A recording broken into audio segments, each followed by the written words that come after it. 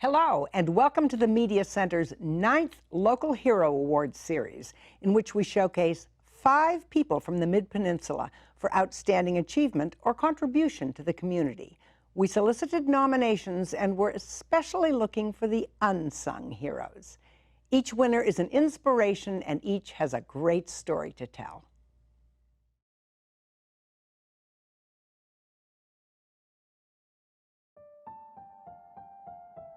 When you think of the needy in our community, the groups that probably come to mind are the homeless, drug addicts, the mentally ill, maybe people who are all three, and yet these tend to be the very ones for whom resources are the hardest to come by. Generally, aid workers are not lining up to help them. One person who is helping them, quite literally around the clock, is Ty Deldridge. Ty is a healthcare manager at the Ravenswood Family Health Center, where she links homeless patients to behavioral health counseling and medical and dental services. She also sits on various boards at the city and county levels, advocating for the homeless. But what may be most important and most unusual about Ty is her personal interest in the people she serves. She seems to have an instinctive compassion that won't let her stop giving, day and night, in any way she can. You're most likely to find her on the streets of East Palo Alto, just being there for the people she knows need her the most. But that's somebody we can always count on to come out here no matter what, if it's cold, whatever. I didn't have a coat. I lost all my stuff because it was stolen out of my storage. She brought me all the way to the office. She gave me a coat, blankets. She's always out here. She makes sure we keep our hygienes up in our mouth, and we're warm because she sees us out here every day struggling. I always lived with my mom when I was young. I always stayed with my mother, but her addiction kind of took over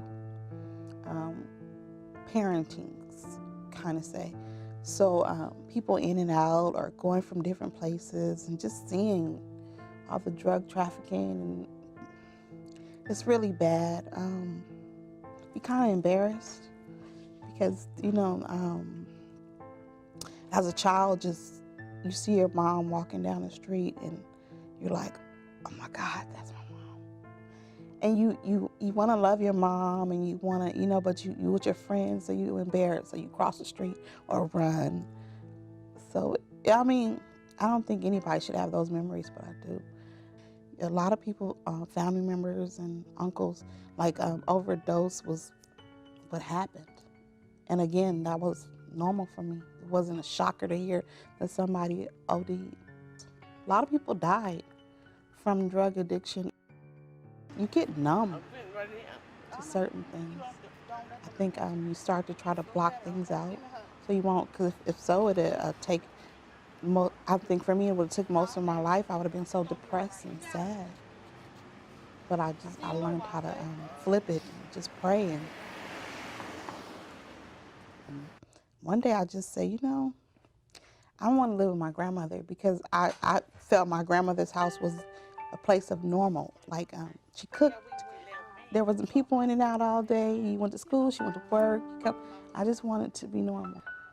It sounds like, too, that you had a real sense of community. How important is that, the village raising the child? Very important. We all live with our grandmother, so even to this day we relate to that.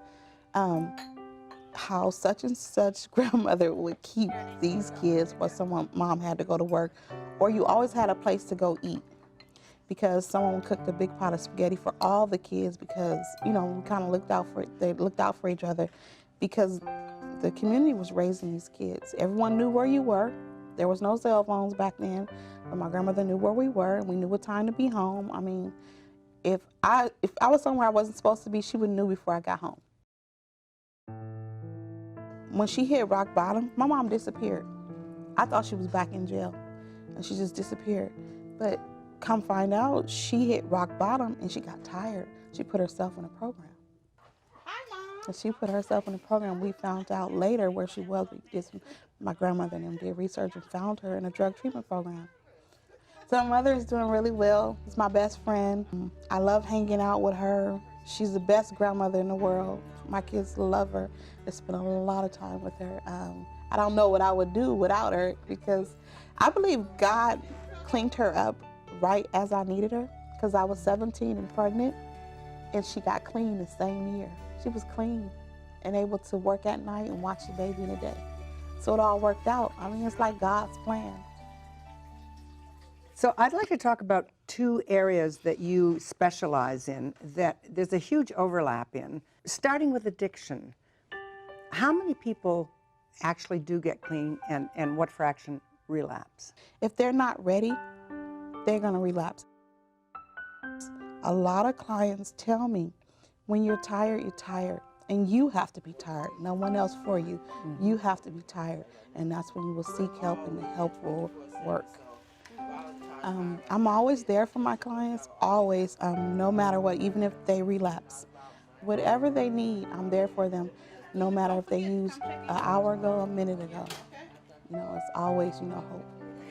Yeah, I'll be here, 2-3. Thank you, dear. Okay, so I can put a person in detox in 1 month 3 times. And then the next day I see them at the bus stop. But I don't get discouraged and sad. You know, I just said that wasn't the day. And next week might be the day. So I'll do it again next week. I can't stress enough, just don't judge them, because once you sit down and talk to them, they're amazing people. They come from, a lot of them are educated, different walks of life. Some of them traveled. I mean, I've learned so much from them. I've had people who relapse over and over, or people have lived in the streets for years, and then they get into a drug treatment program, they come back to me and say, Ty, I have my own place, I have a job, I have my car. Or the best ones for me, because growing up as a child with a parent addicted to drugs, when they tell me they got their kids back, they are living that unquote half normal life. They have bills, they're coping, they're taking care of their kids, going to teacher conferences. It's like, wow. And it makes my heart just like, oh my, I just want to jump for joy. It's a wonderful thing. What's your dream? My dream is to open up a respite care in San Mateo County, preferably in East Palo Alto. Respite care is when the homeless go to the hospital, like you and I will go to the hospital, have a minor surgery or major surgery. Our family takes care of us. We have a place to rest, to recuperate. They don't have that here. With a respite care, they can stay there all day, but they learn how to take care of themselves and heal properly. That's my goal. My dream is to open up a respite care. If I hit the lottery today, that's what I'm gonna do.